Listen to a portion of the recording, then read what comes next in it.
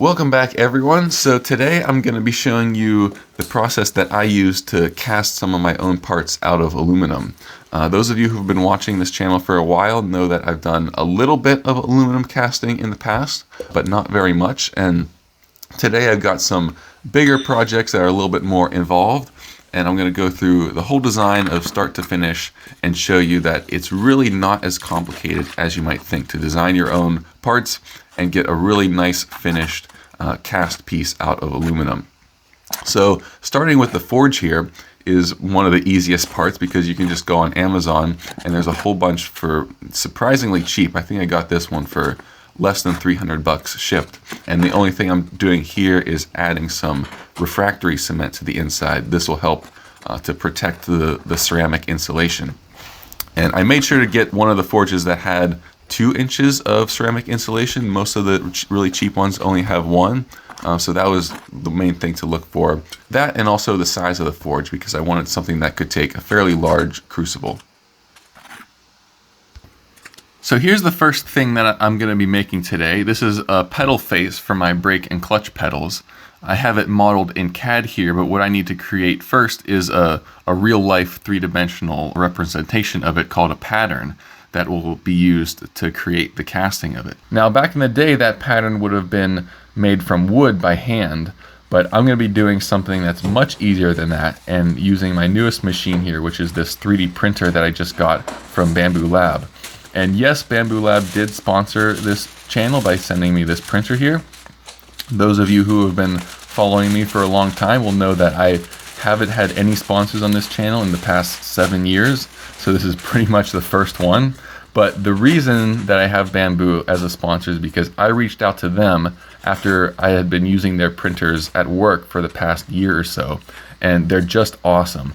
If you're someone like me who's not really a 3D printer person, you probably had the reputation in your mind that 3D printers are typically very finicky and unreliable machines that you really need to, put a lot of effort into getting a good result from. But these Bambu printers, they just work is the best way to describe it. They've got this AMS on the top that you can get, that you can load multiple spools into, and they can automatically switch between them based on the file that you send it. And so before I printed out my pedal faces, I figured I'd make something else that just as like a test print. And this is the very first time I sent anything to the printer. Literally just set it up on the table and created a file and sent it to it. It can print multiple colors at the same time, which is also cool. So I made this little collet holder for my collets on the mill. I printed this out of PLA CF, which is the same material that I'm going to be using for the pedals later on, which is your typical PLA plastic that most printers take, but it's got carbon fiber reinforcement in it, which makes it much stiffer and a little bit stronger, which I really like. And so here's their Slicer app that I'm uploading my pedal files to. So it's very simple to just add this in. You can change the material, you can change all sorts of parameters like the infill, the number of wall loops that the part has, or the shape of the infill. And the quality of the print too. I'm setting this to the very fine layer height. That's because that the layers will actually show up in the aluminum casting if they're not very, very small. So see here, I got them printed out, and you can see the layer heights on that too is just almost non-existent there. Especially on this PLA CF material is supposed to have even less noticeable layer lines than the regular PLA. All right, so here's my whole setup down here. Got my forge here, obviously. Got the flasks that you might have seen me use in videos long ago of when I did some casting previously. Have my casting sand here. This is some new Petrobond that I bought recently. So this stuff is nice and fresh. It's very fine texture, so if you want to get like very fine details in your castings, this is the best stuff to use for that. This is very similar. It's also just sand, clay, and oil as the binder. This stuff has been used a little bit, but still works totally fine. So what I'll probably do is sprinkle a little bit of this on first, directly onto my pattern, so that that's what's actually in contact and gives me the nice finish. And then I'll use this to fill up the rest of it. So to start setting up this first casting, I'll take half of the flask there, and you can see I just put it flat onto this board. I sprinkled a little bit of baby powder onto the patterns there, and all that is a release agent which helps prevent the patterns from sticking to the sand. And then once I have that in position, you can see I put down a little bit of the new Petrobond there. That'll give me a really nice surface finish to the patterns. And then now I'm just filling the rest of the flask up with the older sand that I've been recycling. And then once that's all packed tight, I'll just flip it over and put on the second half of the flask and sprinkle a little bit more baby powder on there. And then this side's easy. I can just pack it full with sand. I have no casting features on this side since my entire pattern is in the first half. So this side's pretty easy. I can just pack it full with sand there. And then once that's all tight, I'll split the mold apart again and then start cutting the features that will allow the molten aluminum to flow into the part cavities. So that first hole there is the sprue. That's what the aluminum's gonna flow down into. And then here I'm just cutting little runners that go to each one of the parts. And you can kind of get into a whole science of casting and, you know, how big should the sprue be and like exactly where should it be positioned and, you know, the size of the runners and all that. But for little parts like this, it doesn't really matter. The aluminum should fill it out pretty well no matter what. Now, once I was happy with that, I'm just using a little screw here to help remove the patterns from the sand. And you can see there, they leave a really nice crisp impression.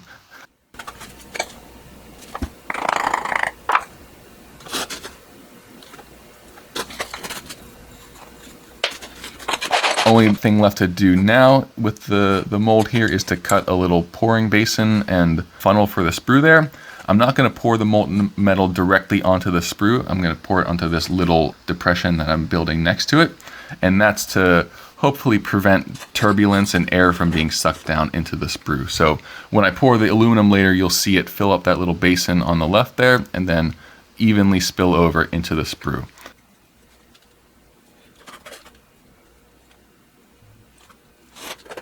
So yeah, after that's finished, then all I really need to do is just bring the two halves of the flask back together and then melt down some aluminum. And the trick to keep in mind when you're choosing aluminum to melt down is you want to use something that's already cast to begin with. For example, here I've got some old engine parts and I'm going to use this old cast aluminum oil pan. If I tried to use some like whatever random aluminum I had, like 6061 plates or things like that, they'll melt for sure, but they're not alloys that are designed for casting, and so they're not going to flow very well into your molds. So you'll be able to pour them, but they're not going to give you a really nice fine detail or nice surface finish. So whenever you can for something like this, use a piece of metal that's already cast and you'll get much better results. Even this one here, you can see that aluminum was pretty dirty and pretty oxidized. I didn't even spend any time trying to clean that here. I just figured I'd cut it up and put it in the crucible to see what happened. And this is always the most satisfying part, watching the aluminum heat up and then slowly melt down into that puddle at the bottom of the crucible there. This is just a pretty cheap graphite crucible that came with the forge, so I'm not exactly sure how many uses I'll get out of it. It's not great to really stretch out these cheap crucibles for a ton of uses because they could crack on you and spill molten metal everywhere, which is not ideal. But this one worked out pretty darn well for me. So because that aluminum was so dirty, you can see what I'm doing now is just skimming off all the dross is what it's called, which is just all the oxidation and impurities that end up floating to the top once the aluminum is molten. So I can just skim all that off the top here and then take out the crucible with some tongs here and then very gently and evenly pour it into the mold. This is a small one, so it's pretty easy, but the thing to keep in mind is you want it to be as an even and uniform pour as possible.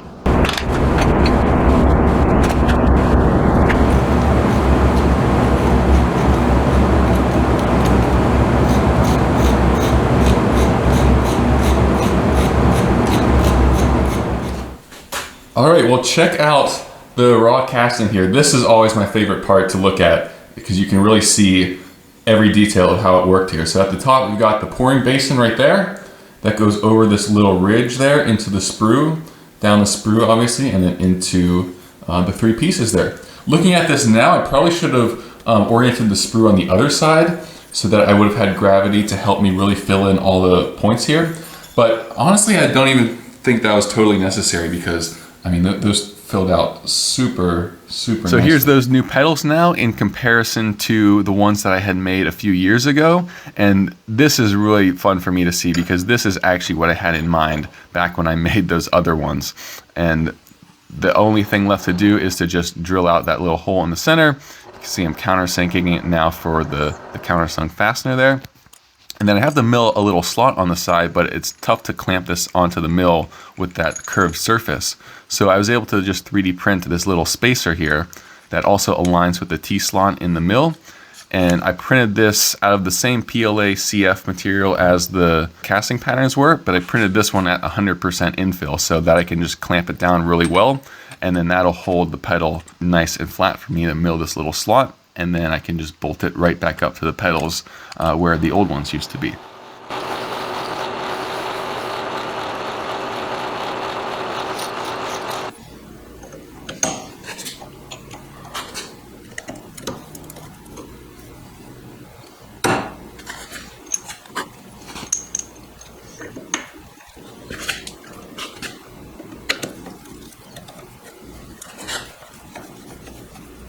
So the pedals were fun, but let's try something a little bit more complicated. So what I'm designing right now is something that I've been trying to think of a solution for a long time, which is that I've never liked how the frame rail here on the back of the frame sticks out from the curved surface of the boat tail there. I've always thought that was very ugly, especially with that extra plate there that's welded in for the cross member.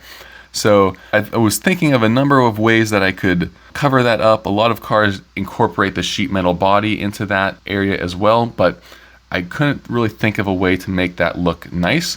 So I figured, well, what if I cast a piece that's sort of a little frame skirt that I've been calling it, that bridges that gap between the curved surface of the boat tail and then the straight line of the frame as it continues back.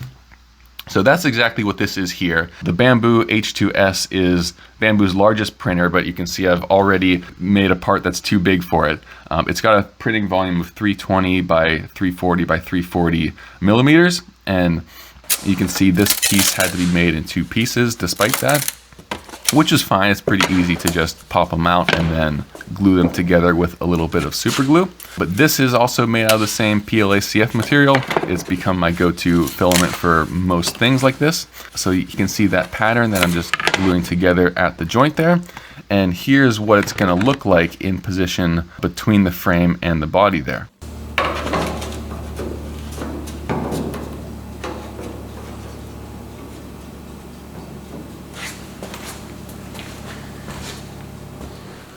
Okay, so here's the casting flask that I'm going to be using for this piece, and I did custom make this specifically for this. You can see it kind of just fits inside the length of it there.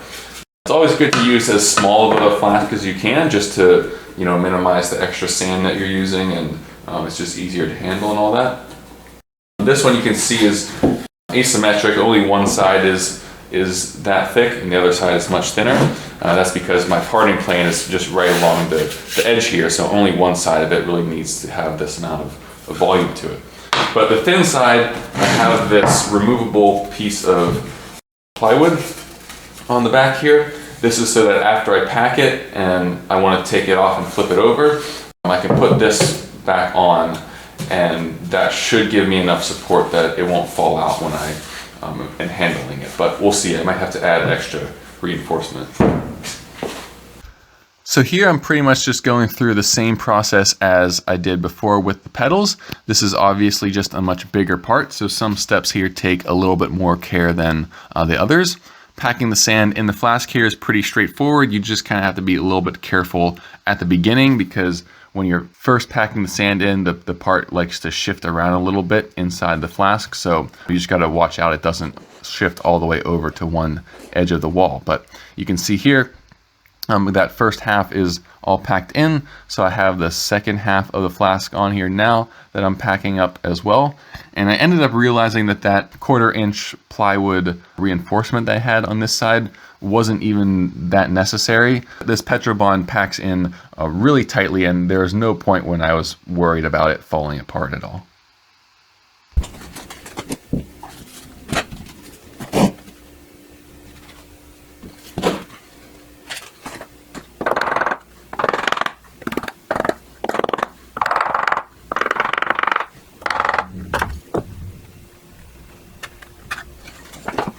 So because this part is much bigger than those pedals, I'm putting a little bit more care into how I design the sprue and the runners and some vents. Those first 3 holes that you saw me put inside the part themselves are going to be vents that help any air escape from the cavity as it fills with aluminum. And then the sprue here I've put off to the side and split into these 2 runners that kind of will fill the cavity from those 2 different spots. And that's just in an effort to make the part fill as evenly as I could.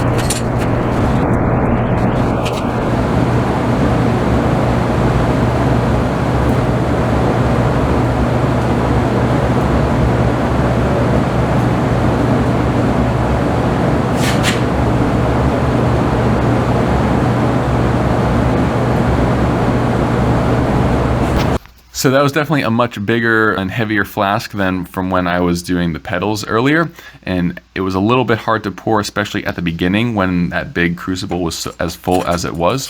And you can see I had a little bit spill over onto the wooden flask and start burning it a little bit. That's really not a big deal though.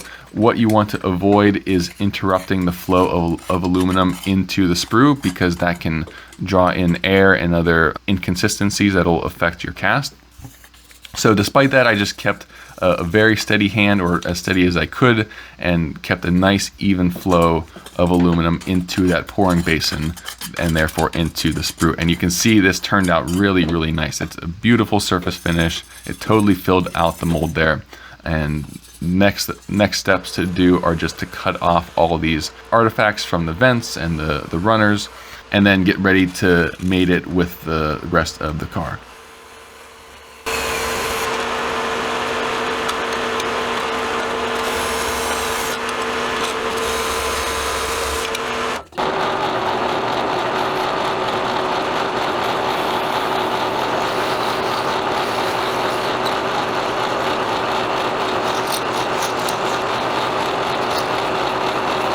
Okay, so there's the right-hand side casting, just sort of sitting in place. I think it looks really good there. You saw I went ahead and machined off all of the casting artifacts from the back of it. So got that there. I also have the left-hand side made as well. Here's the 3D printed pattern for that one. It's basically the same, except I have this additional standoff right there. That's going to be used to make a exhaust mount out of, because the exhaust pipe runs right alongside the body here. So it'll be very similar to this mount I have up here. I'll make another one of those little U-shaped ports that'll fasten directly to this groove right here. But the next step is to remove these rivets that are in the way, and I'll be reusing some of those locations and adding additional rivet locations up along there.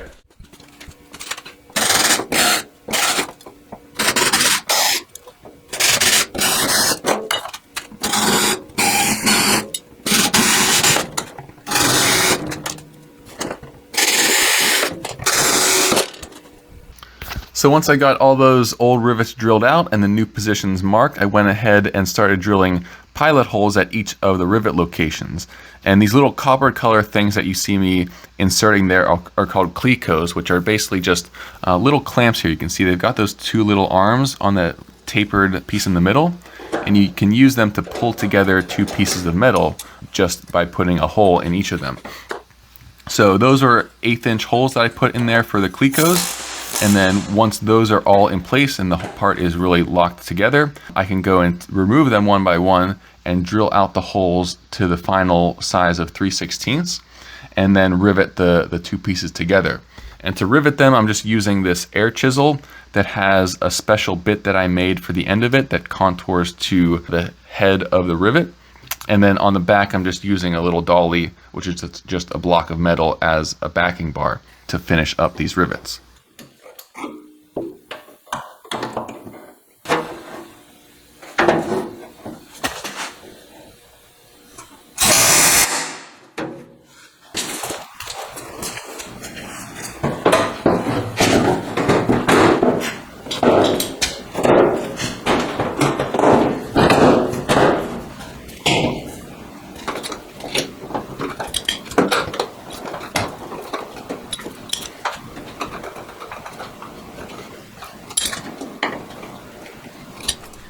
All right, so there's the frame skirt now bolted down to the frame. You can see I just put a couple rivet nuts into the top of the frame rail there, and I have 3 fasteners on each side like that. And you can see the surface finish of the casting turned out really, really nicely. There's a couple little defects, like this one's got a little void in it right there, but that's something that I could go back and weld up if I really didn't like it. But overall, that looks really good. I've always been bugged by how much that frame stuck out from the body and there wasn't really a good transition to it. And I think this is a really cool way of doing it that is keeping it with the period of the overall vehicle. And the key, of course, is the printer being able to just design and then press print on basically anything you want like this. Make it super, super easy. And that was the first try on each one of these for the casting. I didn't have to go back and reattempt it because that's how it came out the first time. So, all right, the next thing I'm going to do is to cast a piece that connects the grill shell to the frame up here. Originally, I intended to mount the grill shell from the inside, but with the radiator taking up so much space in there, there's really just no way to do that. That's going to be like structural and hold it firmly in place. So I'm going to do a similar thing on the outside as I did in the boat tail back there. So I printed out a couple models here. This was the first one that I made, sort of a concept for what that could look like. I didn't really love it, so I made this one that was a little bit smaller. Still didn't really like the shape though, so this is what I ended up settling on. You can see I have some rivets placed in there for reference. And I like that shape, so once I was happy with that, this piece here is just like a very low infill PLA part. I used a larger layer height so that it would print more quickly. But once I was happy with that, I made this one. This is the PLA CF material again, and I made a really fine layer height here, which takes longer to print, but gives me a better surface finish in the end. And that's what I'm happy with. So I have that one, and I've got the mirrored one for the other side. So we're going to do the same sort of thing and cast some grill shell mounts. So one thing that was difficult when I was designing these parts was getting the contoured fit really tight against the grill shell there, because the grill shell has that slight curve in both directions, which is difficult to mimic in CAD. So what I did was I got it as close as I could, and then here I'm just mixing up a little bit of Bondo, and I'm going to use that Bondo to squeeze against the grill shell and the 3D printed part here, with a little bit of tape, obviously, to protect the grill shell. Then this Bondo will harden, and that should give me a perfect contour between those two surfaces.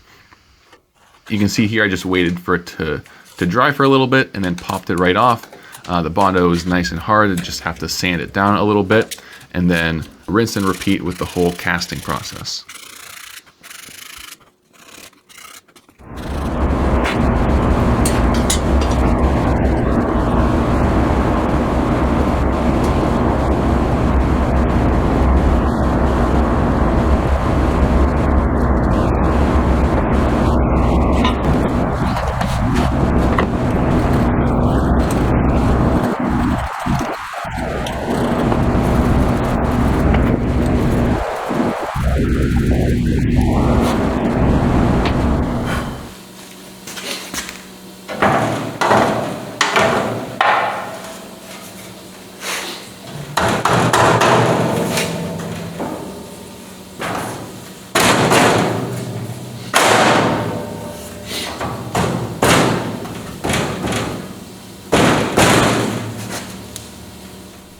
All right, so there's the grill shell back into position now. The only thing left to do is put a couple bolts through those two holes there to bolt it down to the frame.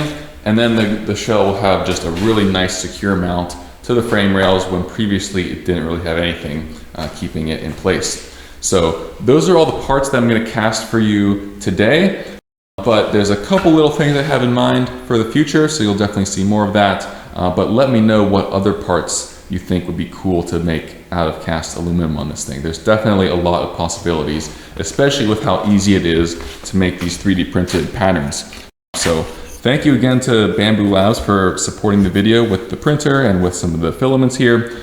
Do check out the links to their stuff that I have in the description, because I think that a lot of people in the sort of, fabricating or hot rodding communities don't really think of 3D printing as a useful tool for their workshop.